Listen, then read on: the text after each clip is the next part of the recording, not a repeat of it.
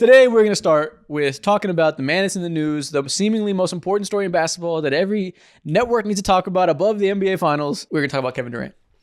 Again. Yep. We got to do it because the Kevin Durant trade news is heating up. It seems like this is going to happen as soon as the finals end. As soon as they feel like it's okay to announce it, Shams is going to tweet out, Kevin Durant has been traded to Team X.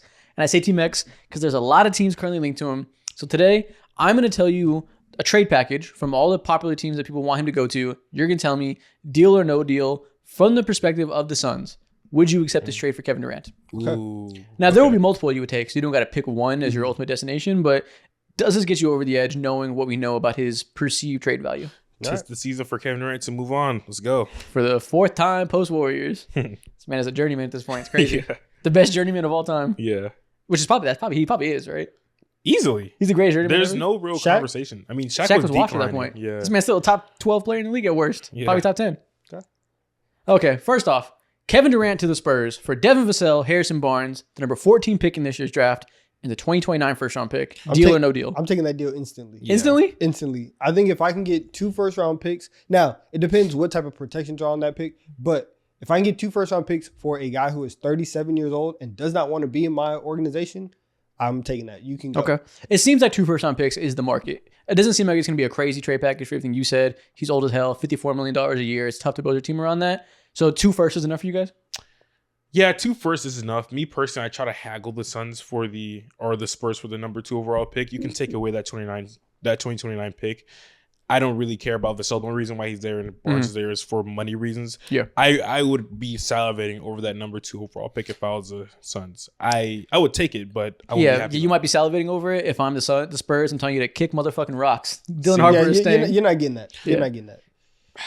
If I was the Spurs, man, this would be so ideal to be able to get Kevin Durant while Wemby is still cheap. You can offset that. By the time he's ready to be extended, that's when you pay Wemby, and then KD gets cheaper. Wemby gets expensive. It makes total sense. That's the greatest offseason of all time. You got KD and the number 2 overall pick. Facts. You get off the Devin Vassell contract, which is low key not great. Yeah, it's terrible now. There we are, man. But yeah, I'm taking this. Damn, you must feel so bad for someone like Harrison Barnes. You tell me I'm getting replaced by KD again? Fuck, man. He's always in the corner. I didn't even think about that. He probably hates him at this point. Exactly. He makes him move over and over. But okay, so first off, we got a deal to the Spurs. Next up, to the Timberwolves. Would you trade Kevin Durant for Rudy Gobert, Dante DiVincenzo, and Rob Dillingham? So no picks. Like no picks, but you get a center that's win now with Rudy Gobert. You get a center that's win now with Devin Booker. And Rob Dillingham is kind of like a first-round pick if you squint your eyes. If you squint your eyes. You know what? I might do this if I'm the Phoenix Suns because this ensures you, at least with Rudy Gobert specifically, because this is like a Rudy Gobert trade. Yeah. Think about where the Timberwolves were without Rudy Gobert. He gave them a sense of identity and stability that the Phoenix Suns specifically hasn't had since CP3 left those doors. So if I'm the Suns, I consider that to save these next 2 years of Devin Booker's career. It's short-sighted and not smart, but they are clearly going to operate short-sighted and not smart. So for what you want when you're rebuilding on Devin Booker, I don't know. I'm not doing this. If I'm trading Kevin Durant, I need at least 1 pick. Okay. My personal market is 2. If I can give a package like this where the players are actually like good right now, then I'll just take 1. But even in that short-sighted, I still have Bradley Beal on my team, and it's not going to work. Yeah. And so unless I know in the back of my mind or have a deal already set up to where if I make this trade, I get KD out of here, and then I can trade Bradley Beal to either get first-round picks or get some more people to fit around a Devin Booker, Gobert nucleus, then I'll make the deal. Yeah, it's no deal for me. No deal. I listen, I know Devin Booker wants to stay. He wants to win now. Maybe he sees Rudy Gobert as a good option for that. I had the privilege of watching Rudy Gobert in offense this year. It is only downhill from here. I'm not buying in on that experience. Even if it gets me Dante and Rob, no thank you, no deal. Wow. We can do better. Yeah, and honestly, at this point, if I'm the Suns, like we're a year 9, year 10 in on Devin Booker. I'm gonna test your gangster. How bad do you actually want to go? How loyal are you? Why would you want to do that? But yeah, I mean, if he were to demand the Timberwolves, this is his only destination. This isn't the worst package in the world. But if it's a bidding war and KD's not going to force your hand, you can do better. KD to the Rockets for Jalen Green, Jabari Smith, the number 10 pick in this year's draft, and Phoenix's own 2027 first back. I'm taking this. I think this is a better package than what the Timberwolves could offer you. You get Jalen Green. I'm not even thinking about his name twice because he is a expiring contract next year. Jabari Smith Jr. Yeah, he was on a 2-year deal. His deal was weird with a lot of like provisions and stuff like that. Yeah. Okay. Jabari Smith Jr. is one of the most underrated players that the NBA has to offer, young players specifically.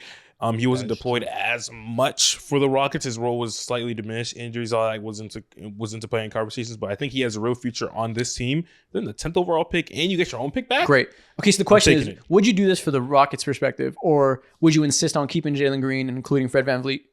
No. I'm keeping Fred VanVleet over Jalen Green because he fits with Kevin Durant. Yes. Okay. I'm doing that. I know Phoenix is gonna hang up. The thing that I want is that Phoenix Suns pick.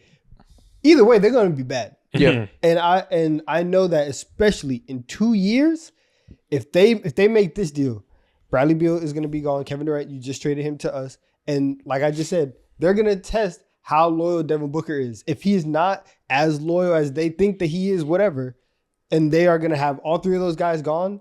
That's the number 1 overall pick in 2027. Well, if you'd probably have to include like Reed and or Tari Eason. So that's a haul. That might be a little bit too much. Take the pick. I want to win now. Keep my young players. Take the pick. Yeah. You can have Reed, not Tari. KD to the Knicks for Karl Anthony Towns straight up. Would you do this?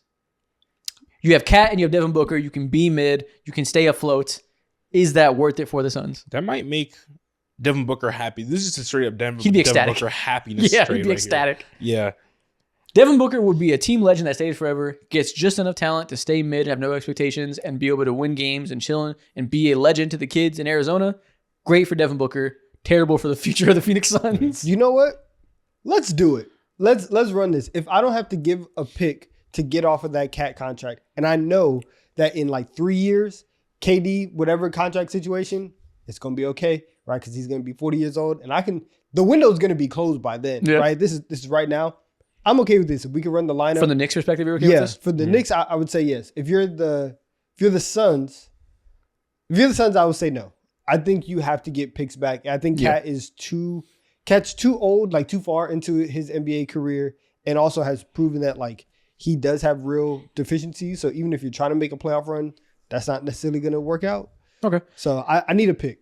This is a big no deal to me pretty easily, just from what my philosophy would be trying to rebuild the Suns. But I can guarantee you they'd consider this. I can guarantee this would be on their thought. Maybe they say no, but I bet this is worthy of consideration for me. If I'm the Phoenix Suns, I'm not worried about like making deep playoff runs because you sold that ship a long time ago with how you dismantled this roster. It's all about, can you stay afloat with no picks? And I think Cat can easily do that. I'm not saying he can walk you into 50 wins or anything like that, but you'll be relevant for sure. I don't want to be that type of relevant personally, but I understand if they do. Yeah, and it's not 1-to-1, but essentially you would have traded mad role players and 4 first-round picks for Karl Anthony Towns. Whatever it is, it's so close. Kevin Durant to Miami for Terry Rozier, Duncan Robinson, Nikola Jovic. I wrote Jokic back on it. Nikola Jovic, the number 20 pick in this year's draft, and a 2030 first-round pick. No. Nah. Jovic is interesting. He's a somewhat promising young player that can be a role player for you. Not like a star student, but he can be a good player. Number 20 pick isn't nothing. 2030 first-round pick for Miami could be of value. I'm not doing that. I'm not doing that. If this gets outbid, surely. Yes. This is only if he demands to go to the Miami Heat. I'm not trading away Kevin Durant for interesting. Yeah. I need something just a little bit more concrete than this.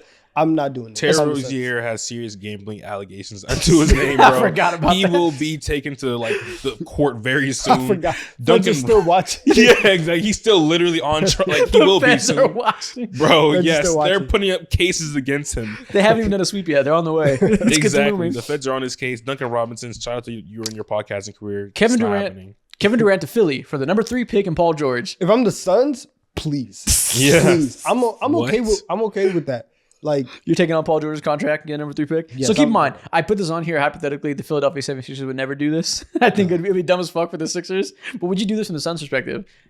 Paul George's contract is horrible. So you're basically saying, I get Ace Bailey or I get VJ Edgecombe, wherever they prefer. I get a young block, but I also have one of the worst contracts in the league potentially. And no picks in the future, so you're kind of stuck with him and Devin Booker being mediocre. but you have one promising young player to your core, but no ability to build on that. That's what I need. That's, Okay. That's what I need right now. This team has no control over their picks for the rest of the decade. There's no way, unless you trade KD, Booker, Beal, that you're going to get anything back. This is the only time that you're probably going to be able to 100% get a pick in the top 3. Like, if you trade Devin Booker, yeah, you can get first-round picks. You don't know what those picks are going to be like 2-3 years from now. You have an opportunity to get somebody in the building this year with this deal. I would do it if I'm the Suns. I don't know. No deal for everybody for me. Yeah, so I wouldn't pick number 3 in this draft specifically. I wouldn't say so because this draft is, to me, super top heavy at 1 and 2. If you had another guy in this, if this was another year's draft class where like, yo, you can stumble into like easily like several all-stars, then yes. But right now with this specific trade, with this specific draft class, I wouldn't do it. Yeah, I think there's a lot of guys that could be all-stars, but it's not like a good bet. I like the number 3 pick a lot for most teams. Yeah. Not for the Suns, where it's like, the only reason you do this is you think you can get one guy that changes your trajectory. Number 3 pickers are teams that have like a slew of guys, and you have a bet that could be an all-star, but he's another one of the guys. If this is like your only young core member, that's a tough pill to swallow when it's like VJ Edgecombe or Ace Bailey is like the only two main, or Trey Johnson, I guess. Obviously, KD's getting traded, and you would like to have some other stuff, but your young core is basically going to be non-existent for the rest of the decade. This doesn't help enough for me to deal with Paul George's contract. All the other first-round picks, especially the ones that you're getting this year, it's going to be like, Yeah.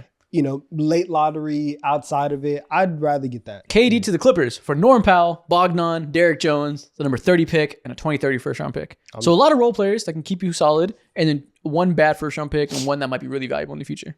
If I'm the Suns, I'm taking this. That's a lot of role players. Norm Powell is obviously coming off his best year. Bogdan, I don't know if he has too much left in the tank, but maybe get another good couple of years. Derek Jones is a great role player. Number 30 pick in this draft. Number 30 pick could be anything. Could be another role player. I mean, you get Could like be a bust. you get like a solid core around Devin Booker, and you inject a certain level of stability, and you give him a really good floor. I would consider this. If I'm doing this, I'm trying to find a way to reroute number 30 with Beal's contract to get some more good players, and hoping I can just have a bunch of good players and Devin Booker and just like figure out a unconventional way to make it work. But if I don't have that lined up, maybe no deal. Yeah. That's the wrench that it just throws everything off. Yeah. It's like, what is Bradley Beal still doing here, man? It's You're tough. just trying to be stable at this point. He is. Mm. He is. And he's just holding you captive, man. Yeah. Okay, next up. Kevin Durant to Memphis for Desmond Bane, Brandon Clark, and 2 first-round picks. Would you do this for the Phoenix Suns? Bane and Booker. You could do much worse. Brandon Clark is a good player. 2 first-round picks, I would do this. Coming off of Injured a lot. Yeah. Injured a lot. Major injuries a lot. So he's just gonna be their vet presence. So I'm really looking at this like Desmond Bane, and honestly, it can't be worse than what they've been running with Nurkic at the center. Yeah. Or I'll do it. we got a deal?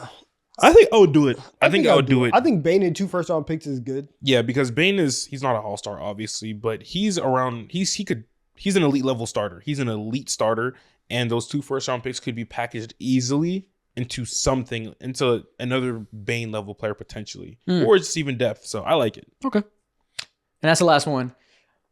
Where do you guys want to see him go? What's the final prediction, I should say? Not where do you want to see him. Where do you think he'll be in 2 weeks from now? That's two tough. 2 weeks from now, I do think. If OKC loses, they taking Kevin Durant. They sweeping everybody else. I'm going Houston. Houston, okay. It really does feel like it's down to one of these Texas teams, doesn't it? Yeah. I want to see him in Minnesota for sure. That would be a movie. Yeah, That would be sick. Yeah, I think. Yeah, I go Houston. I will say if they trade Rudy Gobert and have a backline defense of That's dumb for Minnesota.